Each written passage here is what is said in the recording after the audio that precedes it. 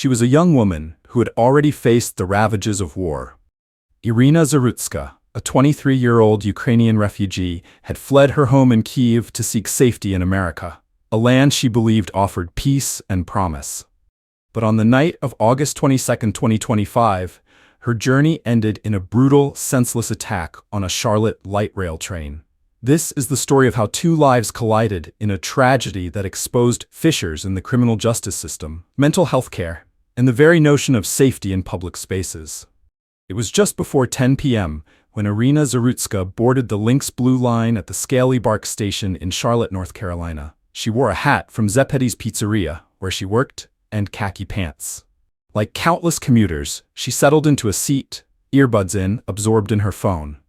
She chose a row directly in front of another passenger, a man in a red sweatshirt named Decarlos Brown. There was no interaction between them, no warning of what was to come. For 4 minutes, the train carried its passengers through the city. Iryna, unaware of the danger behind her, scrolled through her phone, meanwhile, fidgeted restlessly. Surveillance footage would later show him nodding his head, slouching forward and occasionally swaying. He seemed agitated, disconnected from the world around him. Then, in a sudden, violent motion, everything changed. Brown pulled a pocket knife from his hoodie, unfolded it, and without provocation, launched himself over the seat. He grabbed the bar in front of him with his left hand and stabbed Iryna 3 times with his right, once in the neck, in a blow that would prove fatal. Iryna, curled in shock, clutched her throat and slumped to the floor. And here's the shocking part. There were 5 more passengers in that seating area, excluding Iryna and Brown, as we can see in this footage. But none of them came to help her. Their first reaction wasn't to help. The man sitting closest to Brown immediately stood up and exited the train at the next stop, walking away as if nothing had happened. After him, a woman also got up and left, without so much as a glance in Iryna's direction. They didn't even care to check on her. It makes you wonder, do they even have a heart as a human? Or are they just monsters in human skin? It was only after some time, as the train continued on, that finally a person came to check on her. And after that, more people rushed to her aid. But by then, it was far too late. The critical moments for help had passed with those who chose to walk away. Brown exited the train calmly at the East-West Boulevard station. But he didn't get far. Police arrested him on the platform. In his possession, they found the knife and other items. Later, he would tell his sister that he attacked Iryna because he believed she was reading his mind. Who was Iryna Zarutska? To understand the full weight of this tragedy, we must look beyond the crime itself. Iryna was an artist, a young woman with a degree in art and restoration from Synergy College in Kyiv. Her mother called her gift an artist's gift, though not just for her ability to sculpt or design. Iryna had a radiant smile and a love for animals. She dreamed of becoming a veterinary assistant and often cared for her neighbors' pets. In 2022, as Russia's invasion of Ukraine intensified, Iryna and her family, her mother, sister, and brother, fled to the United States.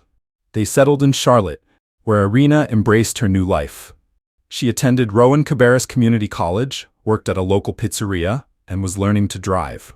She had survived bombings and uncertainty in Ukraine, only to meet a horrifying end in her adopted home. The man accused of her murder, Decarlos Brown, was 34 years old and homeless at the time of the attack. His story is one of repeated failure by the criminal justice system, by mental health care infrastructure, and by society itself. Brown had a lengthy criminal history, including convictions for armed robbery, felony larceny, and breaking and entering. He had served 5 years in prison for robbery with a dangerous weapon. His sister, Tracy Brown, revealed that Decarlos had been diagnosed with schizophrenia. He suffered from hallucinations and paranoia, believing the government had implanted a chip in his body. In 2022, he attacked his sister, biting her and breaking door hinges. She dropped the charges, fearing for his mental state. His mother, Michelle DeWitt, tried repeatedly to get him into long-term care, but was unable to do so because she wasn't his legal guardian. Earlier in 2025, Brown had been arrested for misusing 911. He called officers to report a man-made material that controlled when he ate, walked, and talked. Police told him it was a medical issue and left. Brown was released on a written promise to appear in court, a decision the White House later called a failure that left him free to slaughter an innocent woman.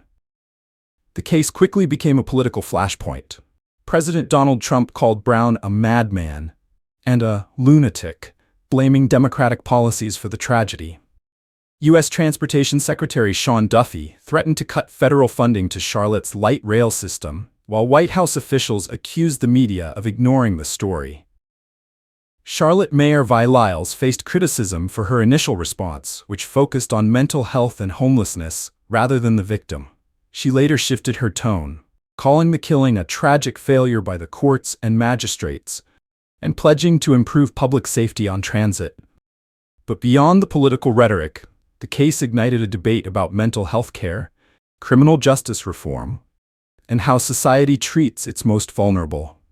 Brown's family insisted he was failed by the system, a man who needed help but never received it.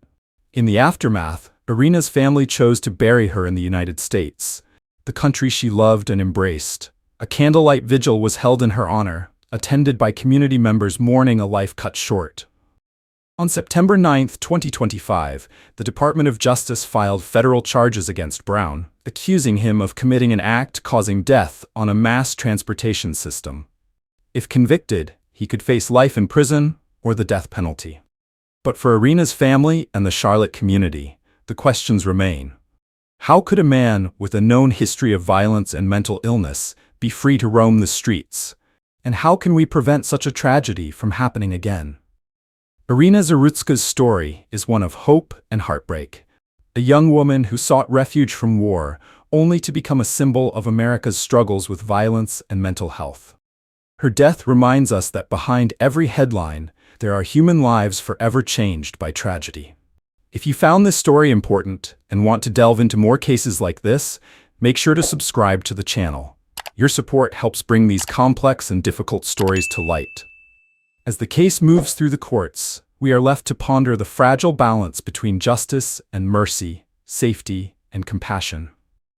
And we remember Iryna not as a victim, but as a vibrant soul whose light was extinguished far too soon.